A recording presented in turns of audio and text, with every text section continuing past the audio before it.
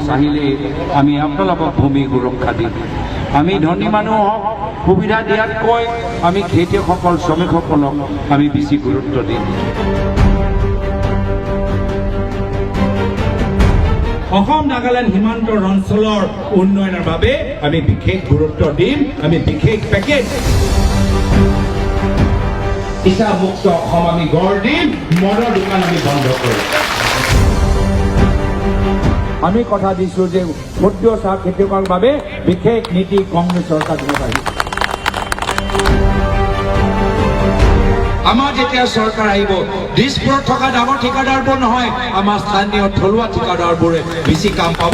আমি তাৰ বাবে